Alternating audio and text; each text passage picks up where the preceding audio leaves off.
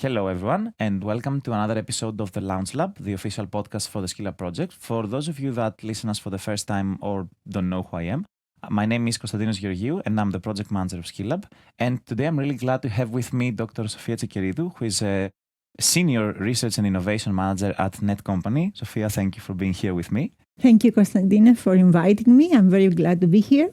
The pleasure is all mine. And today we'll talk about a topic that is very important in the context of project management and the things that we do in Netcompany and SkillUp also, which has more to do with soft skills. And it's a first thing for this podcast because usually we talk about hard skills, but today I want to go into the softer side of skills. And we should talk about leadership. So we know that leadership is a concept that few can master, but many try to. And I would like to discuss what makes a good leader and which qualities shine through in project management, managing complex projects. So I will ask you for once. So what do you think makes a good leader based on your experience? This is a very good question, actually. And I agree with you that leadership is quite a very important skill, but very difficult actually to acquire such skills because it doesn't have to do with hard skills, as you mentioned, it has to do with soft skills. And primarily, a good leader is the one that takes care of their team. Understanding what the team wants, what the skills and the qualifications of the team are, but also what challenges and gaps the team may have, and then help them both grow, but as well as manage together any types of conflicts or issues that may arise. So a good leader actually protects first and foremost their team and is accountable, takes responsibility even if a team member fails. A good leader takes responsibility and tries not to blame, but to find the solution and to move forward. So this is what makes actually quite a good team leader. Then a good team leader has to have the overall know-how of what the work of its members are and what the projects that we manage target to. Why? Because then a good leader has to have all the information to make an informed decision on how to help their team overcome difficulties or how to help them grow and manage their skills at the best possible manner. So, this is actually the utmost qualifications for a good leader, at least for me. Yeah, exactly. And we see that we can parallel this with several soft skills, like you mentioned, taking responsibility, communication, accountability, conflict management, mediation. But what I took from your answer, you mentioned protecting the team. Yeah. But is it? Sorry, yeah. Please. And also communicating effectively with the team. Of course. And informing them transparently. On everything that matters to them, that may affect their career steps or even their everyday work. And then being open and transparent and communicating effectively with the team. Not be ignorant, not be actually hiding information from them. So receptive to all the feelings, no matter what these feelings are, because a good team leader has to have emotional intelligence as well. Of course. And understand also from not only what they express, but from their body language, what is actually happening, and then being able to resolve any situation that comes ahead. With the support, of course, of all the team members. So the team members need to feel that they have they can express their opinion. They are not afraid of saying, even if it is something different from what a leader actually believes, because constructive discussion and all the opinions matter. Of course. Yeah. Otherwise, you have a boss. You don't have a leader. So that's a common... Okay, so I have a two-part question because you raise very, very interesting topics here. So the first thing is that you mentioned protecting the team, as I said. So is it easier to protect your team from internal conflicts or external factors? Let's say, for example, internal ones can be emotions clashing or opinions clashing or anything. External factors could be a toxic client, maybe. So which is easier from your perspective? Neither is easier, of course, but I think the most challenging are primarily the internal conflicts. Why? Because this actually affects the everyday work life of the team members, and hence you need to find a solution that will resolve the situation once and for all. Then you may distribute different tasks, or if you see that this conflict is not easily resolved, then you just assign different tasks and roles to the team members so that they are clear what each one is doing. And if it is a personality issue, then you try to open up the dialogue and have them open up freely among themselves. You're not the referee. Yeah. You simply try to let them know that they need to resolve it among themselves with open dialogue and really determining what is the issue of this conflict. If it can be resolved, then this would be ideal. Yeah. If not, then you take actions like you try to separate their tasks, not have so much interaction among themselves, etc., and trying to be professional at the extent possible. Now, the conflicts with clients or within our projects, or sorry, with partners, Yes. these, because they are not everyday work and routine life, you see, it's once in a while. This can be more easily managed in terms of how the team will respond. It's not that they are not difficult, Yeah, certainly. but they can, at least as far as the team is concerned, they can be kind of more easily managed. Then you follow a certain line of communication, of interaction with the client. You take up some of the responsibility if this cannot be resolved by a specific member talking to the client, etc. So you find different types of solutions to resolve the issue. So the leader acts as a shield in external conflicts, but what happens if an internal conflict cannot be resolved with any means, separating the involved members or maybe assigning different tasks, and it cannot be resolved at any manner? What do you do then? That's a big one. That's a very difficult question, actually. Frankly, I haven't faced such situations that it cannot be resolved entirely, especially internally. I usually try to be open and actually hear all opinions from all team members. I'm not the judge. I simply try to understand what is the nature of the problem.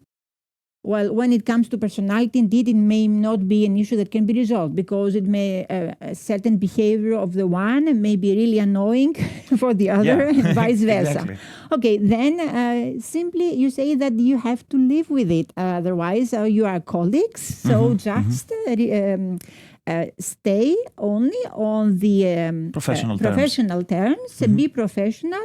And then whatever other types of differences that do not actually concern their work are there, then you need to resolve them either yourselves, or you're not asked to be friends within a work environment. Of course, it's ideal when people actually have friendly relationships as well, because then it's not only work, it's not only something that you do because you're obliged to do, it's something that you also are happy to do. Yeah. When you have a more, sincere relations, and they are more friendly-like relationships. But if that is not possible, then actually the motto is stay professional. Deal with it and see move how. forward. Yeah. Yeah. Okay. So however problem is, I'm open here. I'm here actually open for you to come and discuss with me, and steam out, whatever. But yes, this is as far as a leader can go, I think, if it is especially personal differences. So we see a paradox here, because you need to have emotional intelligence while being a leader, but also you need to have a degree of emotional detachment, because you can't allow personal bias or unfairness to slip into your judgment of your personality. Yes, that's for sure. You have to be actually fair to both parties, because it's not something work-related that you can easily, or let's say at some extent, judge what is the best approach actually to follow. If it is a personality matter and differences, then you have to be actually the objective and not take the side of anyone, and just try to hear and to your best of your ability consult in the best possible way but then it is something that they too have to resolve. Yeah. It's out of your boundaries as a leader. Mm-hmm. So that's when speaking about people. So you need to be an extrovert. You need to manage people, emotions, and communicate effectively. But let's circle back to project management, because which is what we do. So when you have projects, it's different because you have people on one side, but you have technically organizations, right? So you manage a consortium. So what's the are there any differences in managing a project? I mean, I do it and you do it, but you certainly have managed more projects than me. So I would like your insights on challenges when managing a project, particularly a complex one, or maybe some stories to share. Mm-hmm. Yes, project management has to do with people management as well, apart, of course, from other types of skills like project management skills. Managing complex projects is really challenging. Why? You have to actually interact and deal with different partners from different countries. There are many cultural differences, for example. The way you communicate, you have to be careful how you communicate to certain partners coming from certain countries versus other partners. So also you have to be very careful what type of language you use. But it has to be clear when you are coordinating a project, actually, in a consortium, that you are on top of things, that they trust you, that you are there, whatever happens, to resolve any type of issue, that you follow formally all the relevant procedures for project management, conflict resolution, risk management, etc., which are vital because in this way you gain trust from the different partners. So this is something that you build step by step, especially if you collaborate with new partners that you haven't collaborated in the past. And always the initial project period is critical and fundamental in order to build these trust relationships. Okay, and these are built only by your hard work, by demonstrating to them that you are on top of things, that whatever happens, you will be there to help, assist, and support, and that they can see that they can trust you. Okay, only from hard work and tangible outcomes. Yes, so this happens. Yeah, so the trust is a primary factor, as we have understood in Skill Lab as well, because there is mutual trust between the partners. And I want to comment that, for example, I'm not quite sure how. Not quite sure. I'm puzzled in how you build trust because, for example, my type of management is being okay, of course, following the procedures, but doing so in a more light way. So I don't approach management in a way that's cold or faceless. But there are people that think that trust is built when you are more corporate, let's say. So which model do you think best suits It depends on the person as well. I mean, so when you are, it's what you usually follow and what you also feel quite confident and safe to follow.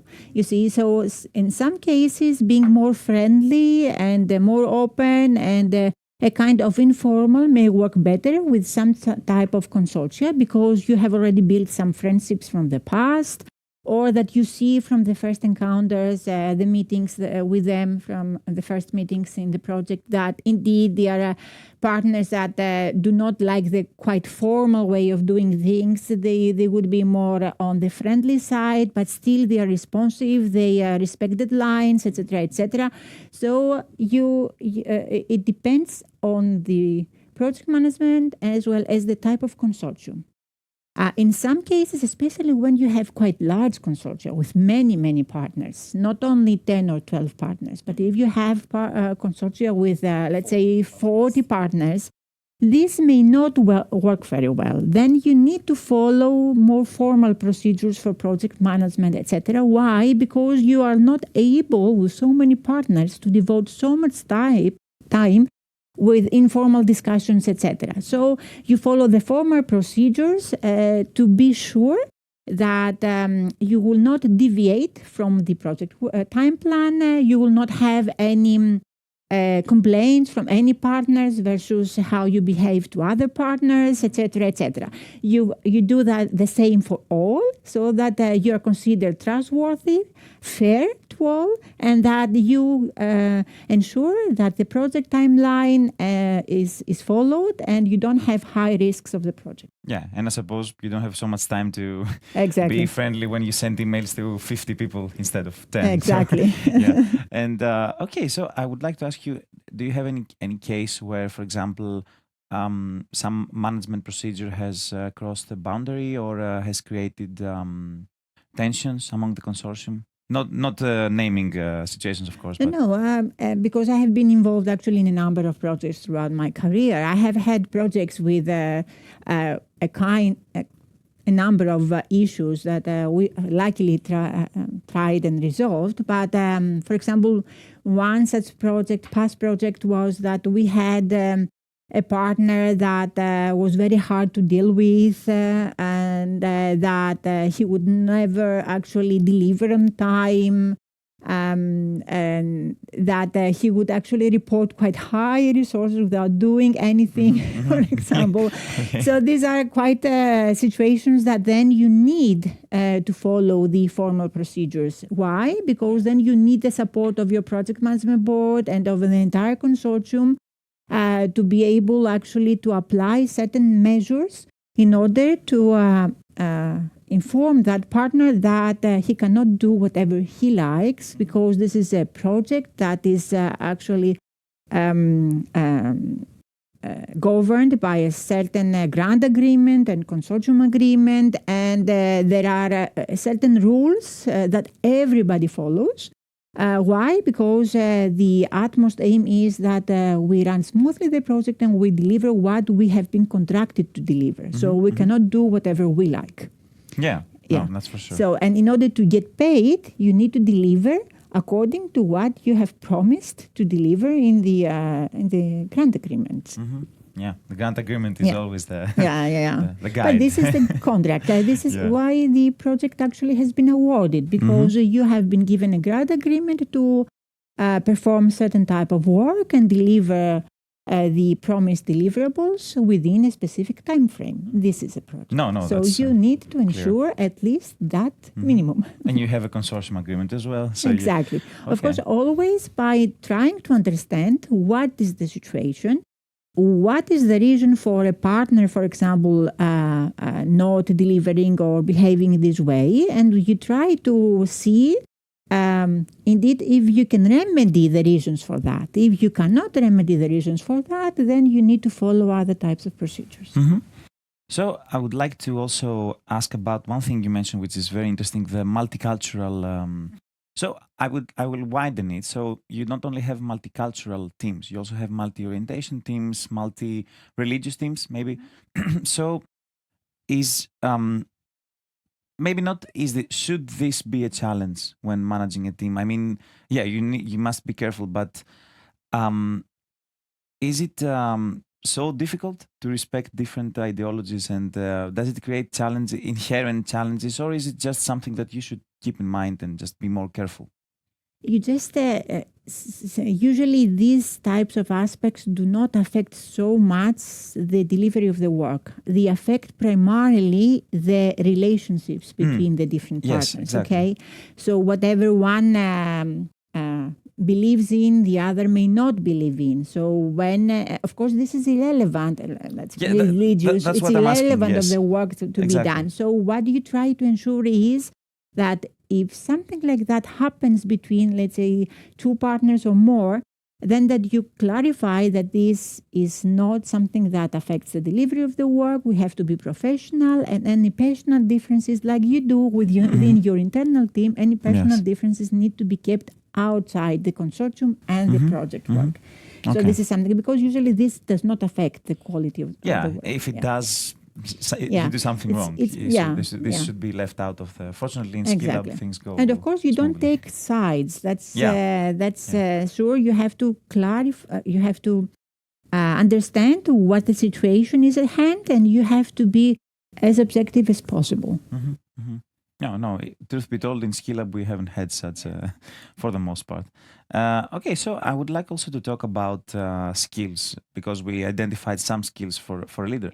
And my question is that should these such initiatives such as Horizon and different types of Erasmus Plus programs, should they have an aspect of teaching, in quotes, management to, let's say, PhD students, for example? So should we have the opportunity to be project managers while being students and acquire specific skills through, I don't know, maybe designing some kind of learning methods to become project managers through these projects? Of course, there are a number of professional project management courses, okay? They're given also from very well-known institutions. But usually within a project for, let's say, PhD students, you learn by doing. So it's more experiential learning. So it's not something that you read and then you answer to a quiz or a test, etc. Then you have more hands-on experience.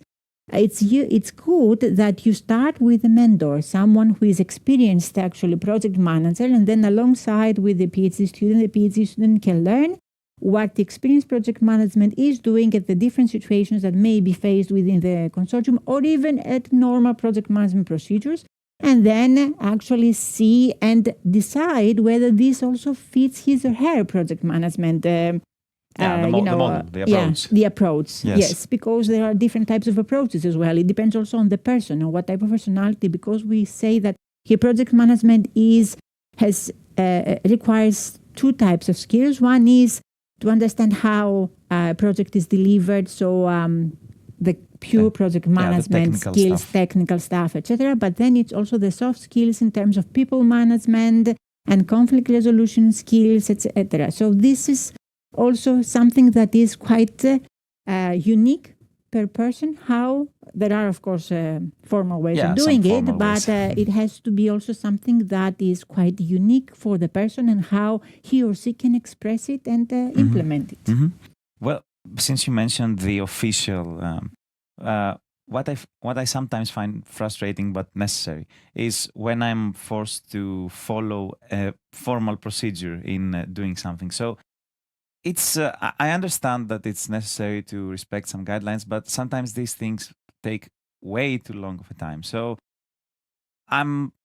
lately I've been wondering if there is some way to minimize the bureaucracy, maybe reduce the number of steps, maybe give some more freedom to the consortia. But I understand that this may be dangerous to do. So it's not a question, it's just an observation to discuss. So it's just something I've been pondering a while, that this bureaucracy is exhausting sometimes. And I fully understand, but it's like, in a legal system, it's the laws. They may feel actually quite complicated, but they help actually keep everything disciplined.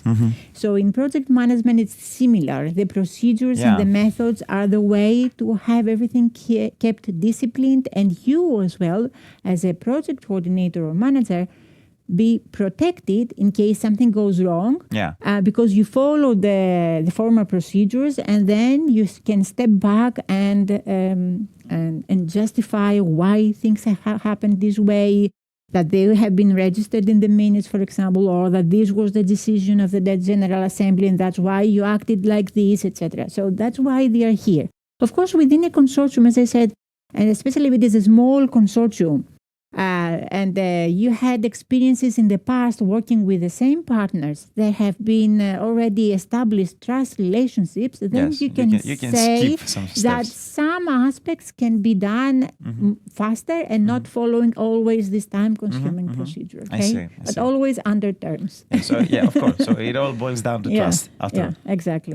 Okay, and let me ask you something. So you have been in Netcompany now for many years, I think. How many now? Yes, I started in January 2016, so almost a year. Oh, okay. That's a lot of time. So my question is that, okay, you start as a project manager and you enter a workplace, your team is amazing, you have a good time there, they're manageable, they trust you. Should you stay there for a long time? Is it wiser to move among companies until you find something that pays better and that it reflects your hoping, let's say. So which plan is wiser in the long term? What I think is most beneficial, and I emphasize this is my personal opinion, of course, okay, of course. out of experience and after so many years actually working in relevant positions, is that when you are actually young, it is really quite beneficial for you to try different things. So yes, you can get a position, get the experience for 3 years. I don't know how many you think you are already complete and have learned and have acquired the skills you want. But if you want to change, and this is also something that you yourself know, then you need to do that hopping and try other things to see and get more informed on what is best for you, what you like most. And having acquired like a bee, different type of experiences from different contexts.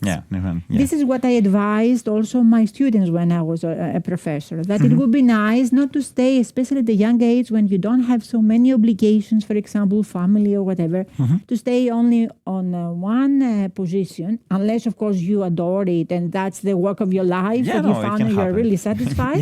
But then to try different things, because only then you are complete. You say to yourself that I've tried everything and now I know what I need best.